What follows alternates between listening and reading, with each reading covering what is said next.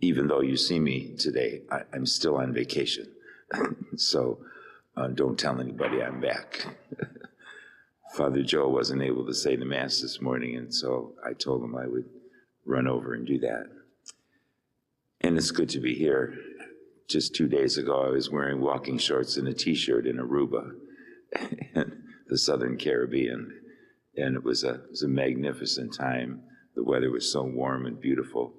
Sailing on the ocean on a magnificent ship is just such a great experience, and you can't help but just feel the reality of God when you look at that vast amount of water, and it's just so tremendous.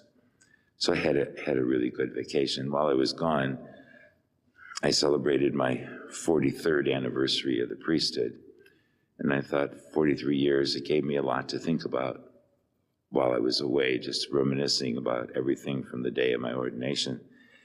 And in reading the readings this morning, it just reminds me that God's ways are not our ways, and his values are not our values.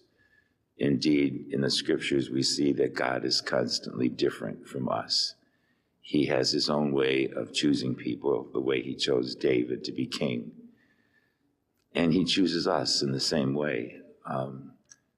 God's providence is something that we can't imagine. When we have elections for President of the United States, for example, the primaries are just filled. We can't take it all the time on TV with all the candidates proposing their virtues and their values and trying to convince us that they're the person to be elected. And then when we get into the actual campaign, it gets even stronger. And they'll even get to the point of opposing and criticizing their opponents. And hopefully in the process, the best man or woman is chosen for the office. But that's not the way that God works. Political analysts can just decide later on what the best choice should have been. But with God, it's so different. We see here that he chooses David, the least likely. Even Jesse, his father, didn't think David should be the king. But God looks into the heart. He looks into us in a whole different way. And his plan is different than any worldly plan.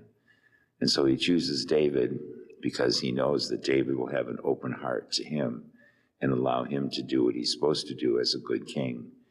And you and I can say the same thing, that the Lord, like he chose David, has chosen us to be his people.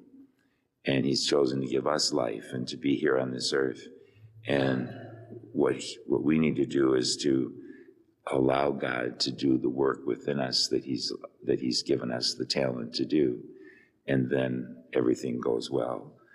And so I think that's the message today, that the Lord's ways aren't ours, but how wonderful it is. I know, looking back, well, there were 2 times in my seminary experience when they told me they really didn't think I had a vocation to be a priest. And at one time, they didn't even accept me into the major seminary because of it. But in my heart and mind, I knew that God was calling me. And I think that's what the lesson I learned was, that he called me not because of me, but he called because he could do through me what he wanted to do. And it's been very, very humbling over the years when I look back and see all the good that's come through the priesthood to many people. It's very humbling to realize that.